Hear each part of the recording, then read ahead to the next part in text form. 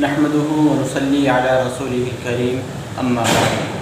मोहतरम हज़रात, सामिईन इकराम, मैं मुख्तसर से वक्त में जंग आज़ादी में उलमाए देवबंद की बात पर रोशनी डालना चाहता हूँ। अज़ीज़ साथियों, जब हम तारीख़ की किताबों का मुताला करते हैं और तारीख़ की वरगर्दानी करते हैं तो ये बात वाज़े रोशन की तरह आया हो जाती है कि हज़रत आदम से लेकर हुजूर तक हर दौर में बातिल का आपस में टकराव रहा है। चुनांचे तारीख़ के तालिब इल्मों को मालूम होना चाहिए कि अगर बातिल फ़िरऔन की शक्ल में आया तो हक़ को अल्लाह ने मूसा की शक्ल में भेजा, अगर बातिल नमरूद की शक्ल में आया तो हक़ इब्राहीम की शक्ल में आया, और अगर बातिल कैसर व किस्रा की शक्ल में आया तो हक़ आप अलैहिस्सलातु वस्सलाम की शक्ल में आया, और अगर बातिल अंग्रेज़ की शक्ल में आया तो हक़ उलमाए देवबंद की शक्ल इख्तियार कर गया। मेरे दोस्तों, हमें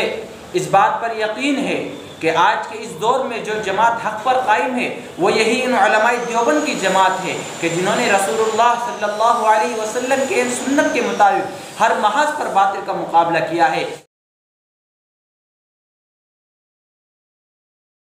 चुनांचे अगर मैदान में अंग्रेज़ आया तो उसका मुकाबला किया, अगर अंग्रेज़ की औलाद में से कादियानी आए तो उसका मुकाबला किया। गर्ज़ ये कि बातिल जिस रास्ते से, जिस महाज पर और जिस तरीक़े से आया, इन उलमाए देवबंद ने उसका डट कर मुकाबला किया है। शोरश काश्मीरी ने कहा था कि इसमें नहीं है शक कि देवबंद का वजूद हिंदुस्तान पर है एहसान मुस्तफ़ा, और गूंजेगा चार खूंट उस नानोतवी का नाम, गूंजेगा चार खूंट उस नानोतवी का नाम, बांटा है जिसने बादाए इरफान मुस्तफ़ा। हज़रात सामिईन, मैं मुख्तसर बताता चलूँ कि जब सन 1857 की जंग आज़ादी में अंग्रेज़ अपनी धोखाधड़ी में कामयाब हो गया और वो हिंदुस्तान की सरजमीन पर काबिज हो गया, तो वो उलमा जिन्होंने अंग्रेज़ के ख़िलाफ़ जिहाद का फतवा दिया था, जिन्होंने अंग्रेज़ के ख़िलाफ़ आवाज़ उठाई थी, उनमें हुज्जतुल इस्लाम मौलाना कासिम नानोती रहमतुल्लाह अलैह, आलिम रब्बानी मौलाना रशीद अहमद गंगोही, हाफिज़ ज़ामिन शहीद और इनके रुफ़क़ा और असहाब थे, जिन सब की सरबराही का फरीज़ा सैयदुत ताइफ़ा हज़रत हाजी इमदादुल्लाह मुहाजिर मक्की रहमतुल्लाह अलैह अंजाम दे रहे थे।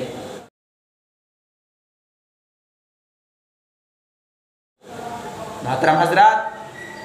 इन तमाम अकाबरीन ने शामली के मैदान में दाते शुजाअत पेश की और अंग्रेज़ का डट कर मुकाबला किया, मगर अंग्रेज़ जब मुल्क पर काबिज हो गया और उसने इस मुल्क पर अपना इक़्तिदार जमा लिया तो ये उलमा जिन्होंने अंग्रेज़ के ख़िलाफ़ जिहाद का फतवा दिया था, इनके ऊपर तरह तरह के मुक़द्दिमात चलाए गए, तरह तरह से जुल्म व सितम के पहाड़ तोड़े गए, और इस अफरा तफरी के आलम में अंग्रेज़ ने हिंदुस्तान की सरजमीन पर पादरियों का जम्मे गफ़ीर उतार कर हिंदुस्तान के अंदर अलल ऐलान ईसाईयत की तबलीग शुरू कर दी। चुनांचे इनके मुकाबले के लिए हुज्जतुल इस्लाम मौलाना कासिम नानोती रहमतुल्लाह अलैह मैदान में आगे आ गए और दाखिली फितनों के लिए मौलाना रशीद अहमद गंगोही ने कदम आगे बढ़ा दिए। इनके बाद इनके जानशीन शेखुल हिंद मौलाना महमूद हसन देवबंदी रहमतुल्लाह अलैह ने तहरीक रेशमी रुमाल चलाकर अंग्रेजी इक़्तिदार को मुज़महिल कर दिया, और उसके बाद हज़रत मौलाना हुसैन अहमद मदनी रहमतुल्लाह अलैह ने अंग्रेज़ को हिंदुस्तान से भगा कर दम लिया।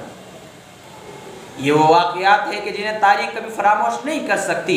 अगर यकीन नहीं आता तो जाओ जाकर माल्टा की दरो दीवार से पूछो कि शेखुल हिंद महमूद हसन देवबंदी कौन थे, हिंदो पाक की जेलों से पूछो कि हुसैन अहमद मदनी कौन थे, पंजाब और बालाकोट की संगलाख वादियों से पूछो शाह इस्माइल शहीद सैयद अहमद बरेलवी कौन थे, और अगर यकीन नहीं आता तो जाओ सखर और मियानवाल की जेलों से पूछो कि सैयद अताउल्लाह शाह बुखारी कौन थे, जज़ीरा इंडोबाड की जेलों से पूछो कि सैयद जाफ़र थानेसी कौन थे। ये तमाम वो हजरात थे जिन्होंने मुल्क की आज़ादी में नुमाया किरदार अंजाम दिया था। इन दरख्तों और जिंदा खानों से पूछो जहाँ पर इन अकाबिर की लाशें लटकती रही, जिन्होंने अंग्रेज़ों के सामने अपने कदम नहीं हटाए, अपनी गर्दनें तो कटा दी, अपनी जानें तो कुर्बान कर दी, मगर अपने दीन और वतन की को छोड़कर अपनी पीठ को नहीं दिखाया। अंग्रेज़ के सामने उन्होंने गर्दनें नहीं टेकी, अपनी जान पेश कर दी, अपनी कुर्बानी दे दी, मगर आज़ादी के परचम को सरनिगू ना होने दिया और बरसरे आम ये ऐलान कर दिया कि बातिल से डरने वाले ए आसमां नहीं हम, बातिल से डरने वाले ए आसमां नहीं हम, सो बार कर चुका है तू इम्तिहान हमारा, और तौहीद की अमानत सीनों में है हमारे, आसा नहीं मिटाना नामो निशा हमारा। गर्ज़िए के नकाबिर ने वक्त की ज़रूरत को महसूस